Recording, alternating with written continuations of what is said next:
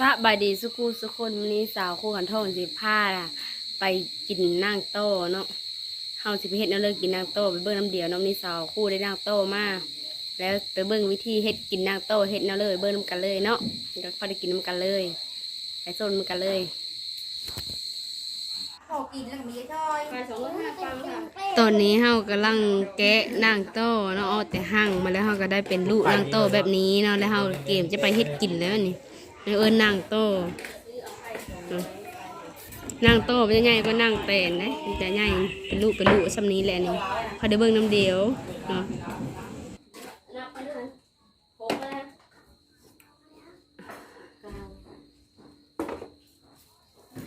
นี่คือห้างโต้เนาะอันนี้หางโต้อันนี้ก็ ไม่ห้างเตะนั่งโต้นี้ล่ะหางโต้มันจะใหญ่ห้างเตะมีซ้ำนี้นี่เขามาเฮ็ดกินแรงเนาะเฮ็ดกินแล้วนางโต้เขาจะมุกก็ได้เนาะแต่ไม่สาวผู้สิบมุกแล้วสาวผู้สิอูกินโอ้อะไรโคสมอนะโอ้ดูแม่นี่ล่ะช่องบอลในทงแดงทงหอยนั่นเองตีเชื่อใครหรือปะบอลได้ทงมุกตาเด้อถ้าอูเลยฮะก็เน้นให้มันแตกนะก็เน้นมันแตกให้มันกินสบายหลังจากที่เฮาเอานางโต้แล้วเฮาก็ล้างยาเฮาก็มาเซอร์มอนเฮาก็เน้นให้มันแตะเนาะอันนี้ให้มันแตะเพื่อว่าเฮาจะไปกินมันจึงแซ่บนะมันจะเป็นน้ำคุ้นๆเนาะเขาจะมาเน้นต่อไปแล้วเฮาเอาข้าวเบอร์มาเซอร์วันนี้ข้าวเบอร์มาเพชรเอาเซอร์เอาข้าวเบอร์เซอร์ตอนนี้เรากำลังเอาข้าวเบอร์แต่ถ้าเอาข้าวเบอร์เซอร์ข้าวเบอร์นี่ข้าวเบอร์ก็มาเพชรเนาะตำเอาข้าวเบอร์ลง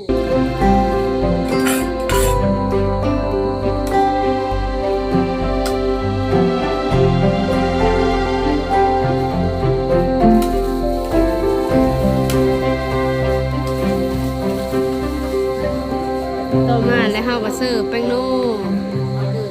เกลือเสิร์ฟแล้วเฮาขลุ่นให้มันเฮาเดียวแล้วต่อมาเฮาก็ซอยพักแบบนี้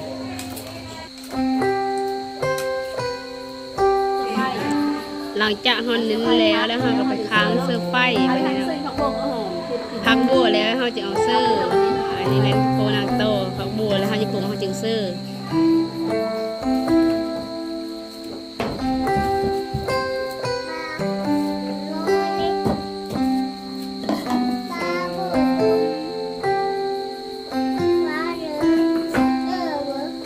อันนี้คือผักบัวผักหอมท่านจะเก็บเสื้อโคน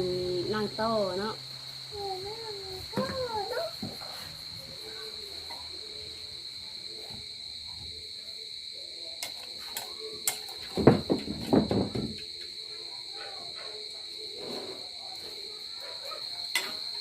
เราค้างโม่เขาจะขลุ่นตลอดเนาะเขาข้นตลอดนะ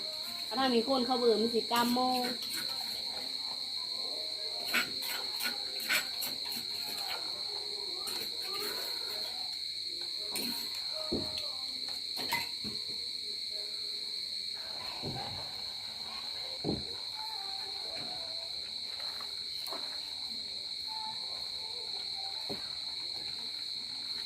จ้าเขาซีมือพอดีแล้วเขาเอาพักลงวันนี้เนาะเราจะปรุงเขาเพื่อจะปรุงเขาเอาพักลง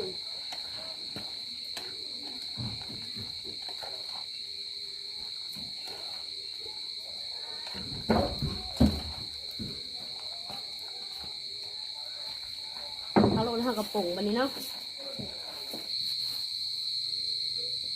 อันนี้คือหน้าตาเขาโคแล้วเนาะนางโตนี่ปนจิโร่อันนี้กระโหลกดอกแค่วันนี้กินข้าวกับนางโต้ปนจิโร่กระโหลกดอกแค่มาเด้อไปกินข้าวน้ำกันเด้อ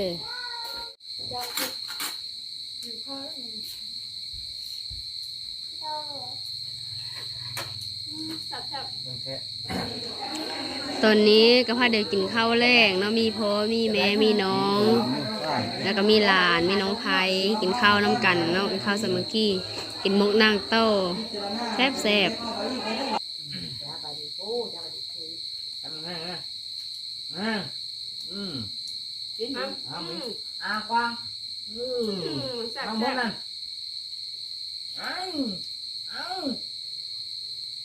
พึ่งนี่จานมาเลยน้องมดนั่นมา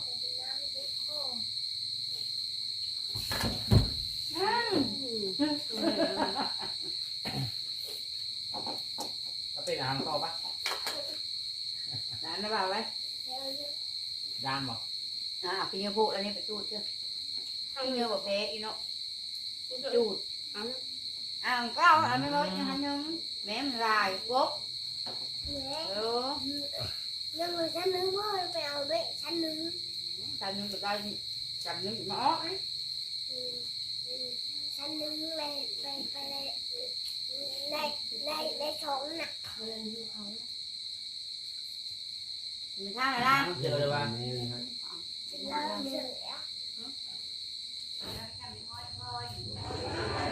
หลังจากตัวเองเข้าอิ่มแล้วก็มาป้อนแม่เฒ่าเนาะแม่เฒ่าเพิ่นมีสบายเพิ่นอายุแก่แล้วอายุเพิ่นประมาณ90ปลายหลักร้อยเพิ่นเลยเนาะ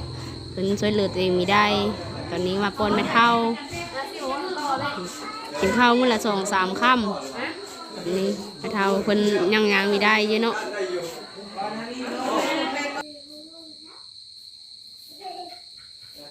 แซ่บอยู่บ่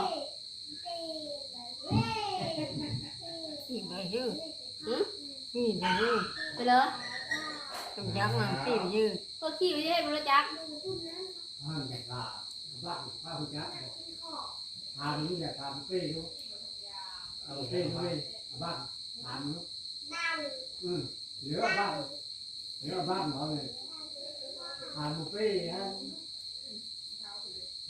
กินหนูพักได้เบ้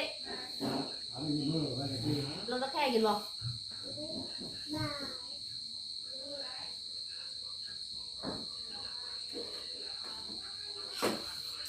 Ôi ơi ơi.